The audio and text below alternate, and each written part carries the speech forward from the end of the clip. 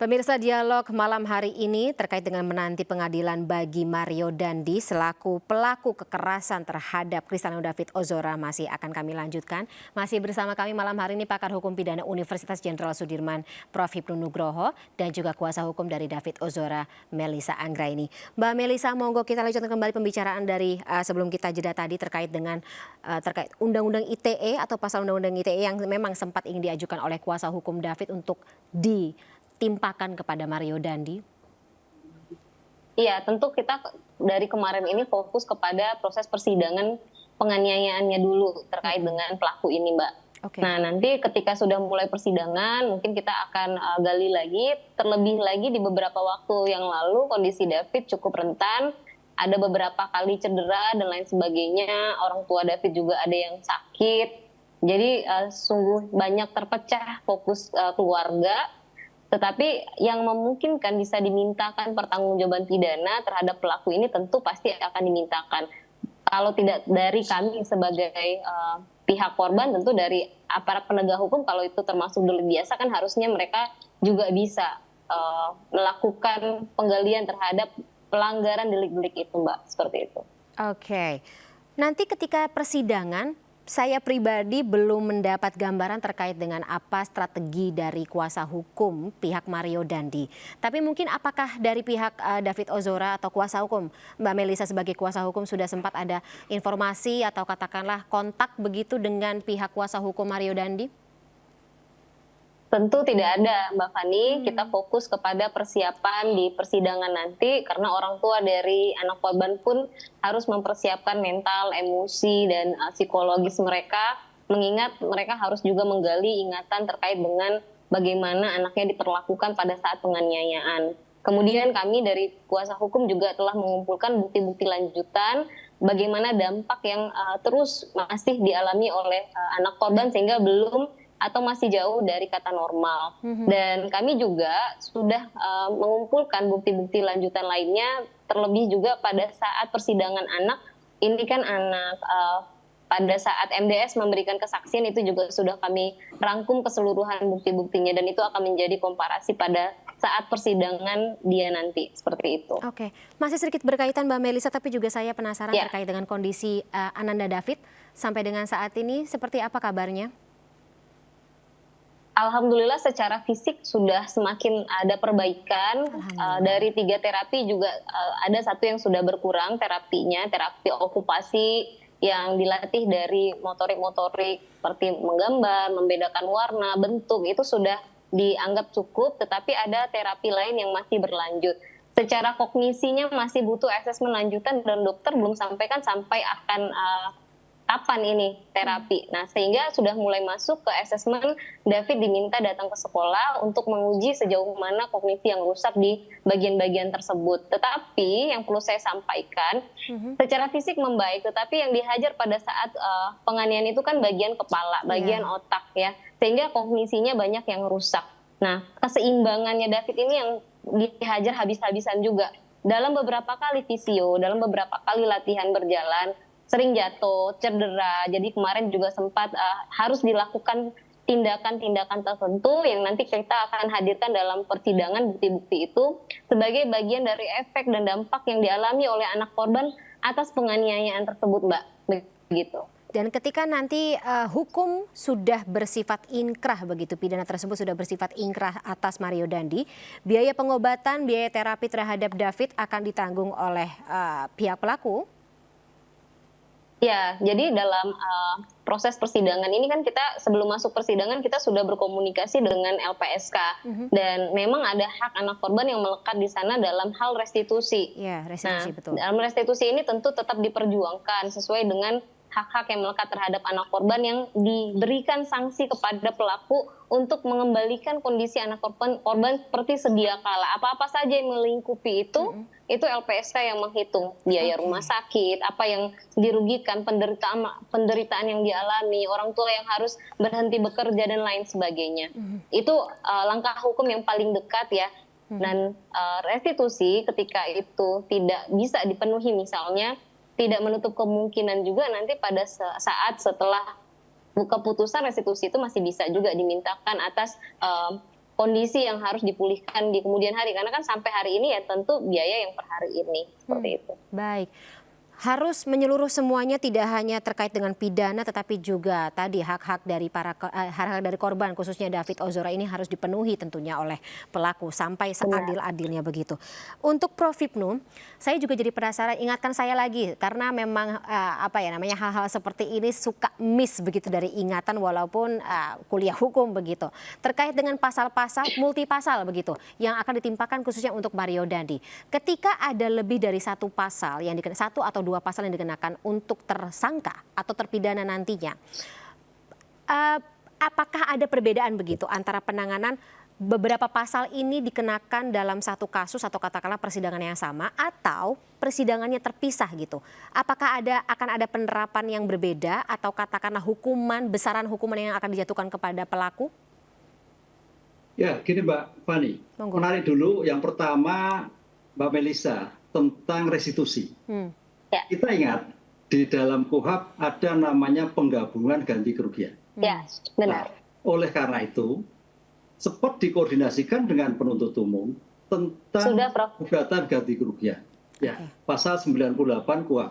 Ganti kerugian ini, kalau di dalam Kitab Undang-Undang Hukum Acara Pidana, adalah ganti kerugian yang bersifat formil.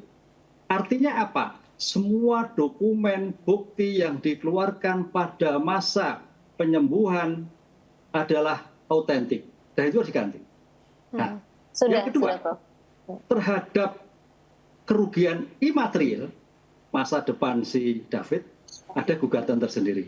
Inilah yang saya kira nanti suatu terobosan untuk mempersingkat penyelesaian suatu perkara pidana ini sehingga pidananya kena, ganti ruginya juga saya kira kena. Kalau melihat orang tuanya kok kayaknya mampu, gitu kan. Jadi tidak ada yang tidak mampu. Walaupun tersangkut kasus korupsi sama kan lagi tersangkut kasus korupsi dengan tindak pidana pencucian uang, Prof Hipnu, dan ada kemungkinan dimiskinkan, gimana itu? Ya, makanya cepet-cepetan. Kan ini kan belum kan. Ini harus langkah cepat, Mbak. Dalam hal sekarang mungkin KPK lagi mengusut Rafael, secepat mungkin perkara David ini lanjut. Sehingga aset-aset yang dimiliki oleh bapaknya itu bisa untuk mengembalikan pembiayaan kepada David Tador. Ini yang penting. Maka jangan sampai sudah disita dulu. Kalau sudah disita repot nanti, Mbak. Ini saya kira perlu koordinasi yang matang ini dalam seperti ini. Yang kedua, kita lihat pasal yang disampaikan tadi. Iya kan, mana yang terbukti itu kan kalau nggak salah kumulatif, Mbak. Jadi kumulatif itu dibuktikan semua. Yang ke-1, 355 dan 353 disebutkan. Atau yang kedua, lah ketika yang pertama itu sudah dibuktikan terbukti, yang kedua tidak dibuktikan. Nah, risikonya memang ketika suatu dakwaan kumulatif, semua unsur yang dipasalkan dakwaan ke-1 harus terbukti semua.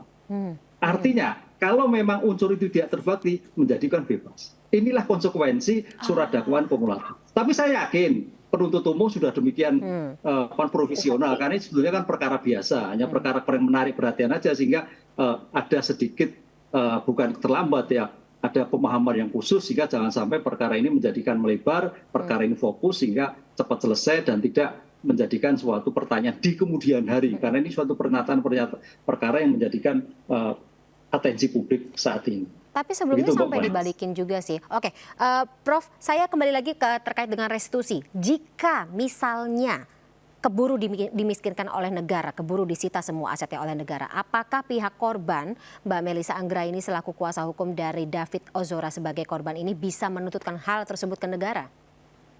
Oh, enggak bisa. Enggak bisa. Makanya ini bagian dari strategi baru, mumpung ingat sama Mbak Melisa tadi. Kita mumpung ingat. Sehingga jangan sampai dimiskinkan, kita cepat-cepat, kasihan itu si korban anak, sekian M, sekian itu. Ini sesuatu yang luar biasa. Angka 2M itu luar biasa. Belum lagi masa depan terhadap kerugian imaterial. Ini juga harus dipikirkan. Itu Mbak Fani, ini mumpung ingat, diskusi ini menarik ini. Mengingatkan ketika nanti dimiskinkan sudah nggak punya apa-apa. Mbak Melisa nggak bisa apa-apa itu, hanya menang di atas kertas nantinya. Oke, kita baik, sudah itu Prof. Diburu oleh waktu berarti Mbak Melisa ya? Ya, kalau terkait yang disampaikan Prof Hipnu, kami tentu sepakat Prof dan sudah menjalani ke situ. Kami sudah mempersiapkan juga untuk penggabungan gugatan dengan pidana. Kemudian kami juga sudah berkomunikasi terkait dengan harta bendanya yang disita dari tahun berapa sampai tahun berapa. Kan tidak dianggap juga yang dia punya itu seumur hidupnya semuanya bagian dari tindak kejahatan yang dicuci dalam TPPU gitu kan. Nah, sehingga kami akan terus berkomunikasi dengan pihak terkait, itu juga menjadi concern kami saat ini, sehingga yang lain-lain mungkin berjalan termasuk yang ITE tadi, karena yang paling membuat concern hari ini adalah terkait biaya David ke depan ini bagaimana. Terlebih saat ini ketika sudah home care tidak ada lagi asuransi yang mengcover. Ini kan cukup berat bagi keluarganya anak korban. Gitu. Baik. Terkait dengan Undang-Undang ITE lagi, Mbak Melisa, pasal apa yang akan dikenakan? Pasal 27 ayat 1. Atas klausul atau tindakan? Ayat 1 apa ayat 2? Jadi di sana itu saya belum terlalu ingin membuka itu ya Mbak ya, tetapi kira-kira tentang penyebaran konten yang berbau kekerasan. Nah, ada perluasan makna dalam kekerasan. Memang dalam pasal itu disebutkan dengan pornografi dan lain sebagainya, tetapi ada perluasan dalam MKB Menteri terkait dengan apa yang dimaksud dengan pornografi dan lain sebagainya. Mungkin itu ke depan yang akan kita dalami, tetapi saat ini seperti yang tadi Prof. Hipnu sampaikan, kami berkejar-kejaran waktu terkait dengan proses hukum anak ini di dalam persidangan nanti, termasuk dengan restitusi. Begitu Mbak Fani. Baik. Kalau begitu terkait dengan kejar-kejaran waktu, monggo saya dikonfirmasi lagi Prof. Hipnu terkait dengan batas maksimum pidana atau persidangan pidana atas Mario Dandi dengan persidangan terkait dengan TPPU dan juga kasus korupsi yang melibatkan ayahnya Rafael Alun Trisambodo. Ya, masalah Rafael Alun sekarang kan lagi ditetapkan tersangka oleh KPK. Masih pemeriksa ya. Ya kan? Dan saya kira itu masih cukup waktu lama. Kan itu. Sedangkan perkaranya si Mario kan sudah masuk di dalam P21. Hitungan hari lah mungkin mudah-mudahan sudah disidangkan. Nah, ini saya kira lebih cepat. Apalagi nanti mungkin kalau bisa Mbak Mario ya koordinasi dengan teman-teman KPK. Ini jangan disita dulu. Ini sebagai bentuk ganti rugi. Ya kita kan sifatnya koordinasi karena jangan sampai suatu barang kepemilikan yang sudah disita yang menjadikan diberikan agak sulit, karena itu disita itu pengambilan alih sementara untuk kepentingan peradilan. Nah pertanyaannya, kalau nanti menunggu Rafael selesai berapa bulan, ini kan nggak ketemu. Benar. Atas koordinasi kejaksaan, KPK terkait aset sebagai potensi untuk mengembalikan biaya kerugian dari David itu sangat diutamakan. Oke. Nah, bentuk koordinasinya seperti apa dan juga mungkin langkah selanjutnya begitu dari pihak kuasa hukum David, Mbak Melisa, baik terhadap atau kepada KPK dan juga LPSK tentu? Iya, karena kita memang selalu berkomunikasi dengan LPSK. Dari informasi yang kami peroleh, LPSK juga sudah berkomunikasi dengan berbagai pihak terkait, termasuk dengan KPK, begitu ya. Sehingga kita akhirnya tahu mana yang memang sudah ada yang disita, kemudian mana yang dibekukan dan lain sebagainya. Sehingga ke depan kami akan melakukan rapat bersama gitu ya, antara keluarga atau kuasa hukum korban, LPSK, penyidik, kejaksaan juga. Ini juga akan melibatkan KPK. Mudah-mudahan dari situ kita bisa mencari bagaimana jalan terbaik terkait dengan ganti kondisi korban seperti sedia kala. Dan karena presidennya juga terkait dengan sita restitusi ini kan juga belum ada ya Prof ya, gitu, sita restitusi. Nah ini akan menjadi presiden baru, sehingga ini harus didudukkan bersama antara para pemangku kewenangan, termasuk dengan Mahkamah Agung juga nanti bagaimana polanya, karena belum pernah terjadi nih sita restitusi. Ketika sudah diletakkan sita oleh aparat hukum yang lain, anggaplah KPK, bagaimana terkait korban ini? Sementara kalau kita lihat sidangnya Rafael Alun mungkin sekitar bulan September baru dimulai. Sementara ini sudah putus. Nah, bagaimana polanya? Apakah ada celah-celah untuk mengutamakan kepentingan korban penganiayaan, terutama itu terlebih lagi itu anak. Seperti itu. Baik, ini menjadi salah satu topik yang ya katakanlah harus kita dalami lebih lanjut ya, termasuk untuk bagaimana prosesnya ke depan begitu. Karena kasus ini bisa dibilang lagi-lagi tidak hanya mengundang perhatian dari khalayak, tapi lagi-lagi tadi gitu membuka banyak sektor yang tampaknya memang dalam proses hukum yang berlaku di negara ini perlu banyak perbaikan dan juga penyempurnaan. Bagaimana perspektif Anda, Prof. Hipnu, terkait dengan tadi restitusi dan juga kemungkinan sita restitusi? Nah, saya kira kalau Rafael Alun kan orang berpunya Mbak Van, jadi tidak ada kesulitan. Cuman sekarang bagaimana, apakah aset-aset itu sudah disita atau belum? gitu loh. Lain kalau memang kejahatan-kejahatan pelakunya orang tidak punya, lah ini agak berat. Agak berat. Ini kebetulan pelakunya orang punya, kan gitu Mbak. Jadi jangan sampai kita itu hanya menang di atas kertas Mbak Melisa. Ya. Nah, oleh karena itu antisipasi terhadap restitusi yang harus dibayarkan harus juga melihat. Jadi kita pun juga jangan sampai memberikan suatu rincian yang ngoyo-woro kalau orang Jawa bilang itu, tapi ternyata nggak punya apa-apa. Nah, oleh karena itu survei-survei terkait dengan bagaimana si pelaku, orang tua pelaku yang punya kewajiban untuk melakukan suatu pembayaran restitusi harus betul-betul dicek kebenarannya, sehingga betul-betul bahwa putusan ini adalah menang dan dapat dieksekusi, bukan hanya menang di atas kertas. Itu kasihan. Oke, baik Prof. Hipnu, terima kasih atas insight-nya dan juga Mbak Melisa terkait dengan informasi seperti apa strategi dari kuasa hukum dan tentunya bagaimana korban atau Ananda David ini tetap berjuang ya untuk kembali sembuh seperti sedia kala. Kami selalu doakan David sehat selalu semuanya. Mbak Melisa juga masih akan ada pekerjaan rumah yang menunggu ya sampai dengan nanti persidangan dan juga tentunya pidana atas Mario Dandi akan dijatuhkan oleh majelis hakim. Prof. Hipnu, Mbak Melisa, sekali lagi terima kasih atas waktunya. Sehat selalu. Kita ketemu lagi di lain kesempatan. Terima kasih Mbak Fani Pro. Terima kasih. Sampai jumpa.